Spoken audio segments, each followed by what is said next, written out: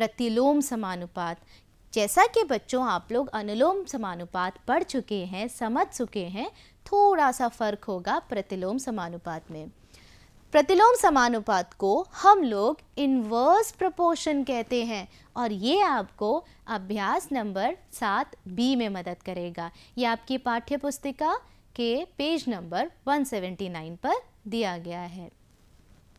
जब दो राशियां x और y इस प्रकार से संबंधित हों कि x किसी अनुपात में बदलने पर y उसी के प्रतिलोम अनुपात में बदलती हो तथा x into y is equal to k हो, जहां x अचर हो तो वह राशियां प्रतिलोम समानुपाती कहलाती हैं। तो बच्चों अब आप ध्यान दीजिएगा, ये जो प्रतिलोम समानुपाती राशियों वाली बात हो रही है इसमें k बराबर x इंटू वाई है और अनुलोम में क्या था, k बराबर x बट्टे y था। एक चीज़ समान है कि k का मान कभी बदलेगा नहीं, इस बार भी k अचर है और अनुलोम समानुपात में भी k अचर था। आइए उदाहरण देखते हैं। छात्रों की संख्या आपका x राशि है और भोजन सामग्री समाप्त होने के दिनों की संख्या ये आपका y राशि है। तो बच्चों एक बात मुझे बताइए उदाहरण शुरू करने से पहले, मान लीजिए मेरे पास एक बोरी अनाज है। अगर वह अनाज 2 बच्चे 20 दिन में समाप्त करते हैं तो मुझे बताइए अगर उसी कमरे में मैंने 2 बच्चों की जगह 10 बच्चे रख दिए तो वो तो उस अनाज को जल्दी ही ख़त्म कर देंगे। तो उल्टा पुल्टा हुआ ना, जब मैंने बच्चों की संख्या बढ़ाई तो अनाज खत्म होने के दिनों की संख्या कम हो गई। समझ आया?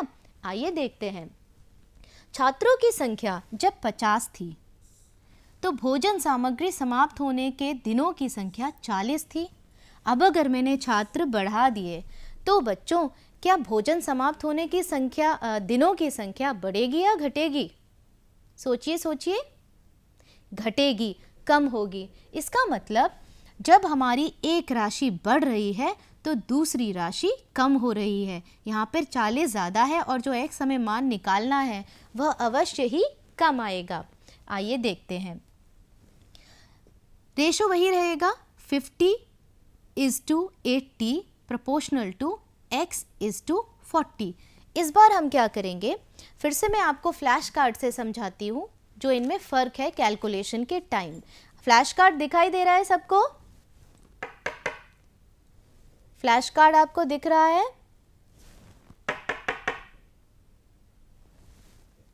फ्लैश कार्ड में जैसा मैंने आपको अनुलोम समानुपात में बताया था कि जब एक संख्या बढ़ती है तो दूसरी भी बढ़ती है, लेकिन बच्चों प्रतिलोम समानुपात में पता है क्या होता है, जब आपकी एक संख्या बढ़ रही है तो दूसरी संख्या घट रही होती है। तो हम इसमें क्या करेंगे, रेशो भी ऐसे ही बनेगा x:x2 प्रोपोर्शनल टू y2:y1।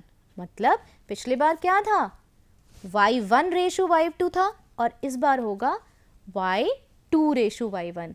और जब हम बाई के फॉर्म में लिखेंगे डिवीजन में तो x1/x2 is equal to y2/y1। यही मुख्य डिफरेंस है दोनों समानुपातों में। तो बच्चों अब हम करेंगे प्रश्न हल। जब 50:80 प्रोपोर्शनल है x:40 के, अब 80x से गुणा हो गया, मध्य पद कौन से हैं, 80 और x, तो 80x बराबर 50 × 40। ये यहाँ पर नहीं आएगा, 80x बराबर 50 × 40, या फिर अगर हम x निकालेंगे तो बच्चों क्या होगा, x बराबर 50 × 40 बट्टे 80। ये 80 x के पास से जब दूसरी तरफ जाएगा तो भाग में जाएगा, भाग में जाने पे क्या हुआ, 0 0 कैंसिल, 4 1 = 4 और 4 2 = 8 और 2 एकम 2 और 2 को जब 25 से गुणा करते हैं तो आपका 50 आता है। तो बच्चों x का मान कितना निकला, 25 आया, x का मान आपका 25 हो गया। तो अभीष्ट दिनों की संख्या कितनी आई, 25 दिन। इसका मतलब क्या हुआ? इसका मतलब हुआ कि जब छात्रों की संख्या 50 थी तो भोजन सामग्री समाप्त होने के दिनों की संख्या 40 थी, और अगर मैंने छात्रों की संख्या बढ़ाकर 80 कर दी तो भोजन सामग्री समाप्त होने के दिनों की संख्या कितनी बनी? 25 आ गई। x बराबर आपका 25 आ गया। एक चीज़ नोटिस कीजिए, जब छात्रों की संख्या बढ़ी तो दिनों की संख्या कम हो गई। वो तो होनी ही थी, जब छात्र बढ़ेंगे तो वो जल्दी से खाना फिनिश कर देंगे। समझ आया? तो ये मुख्य फर्क था आपके अनुलोम समानुपात और प्रतिलोम समानुपात में। आइए करके देखते हैं। ये है कार की चाल किलोमीटर प्रति घंटा और समय घंटों में।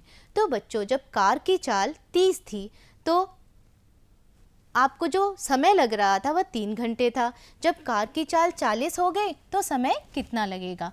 फिर से बाह्य पद और मध्य पदों को गुणा करेंगे। मध्य पद हो गए 40 इंटू एक्स और बाह्य पद हो गए 30 इंटू 3। तो x बराबर 30 इंटू 3 बट्टे 40। 0 0 कट गया, 3 तिया 9, 9 बट्टे 4।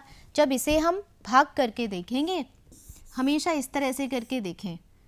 4 2 ज़ा 8, रिमाइंडर आया 1। इसका मतलब समय कितना लगा हमें? बताइए। इसे जब आप कैंसिल करेंगे पॉइंट लगेगा 4 2 ज़ा 8, फिर बचा 2, फिर 4 5 ज़ा 20, तब आपका रिमाइंडर 0 आएगा। इसका मतलब हमें समय कितना लगेगा?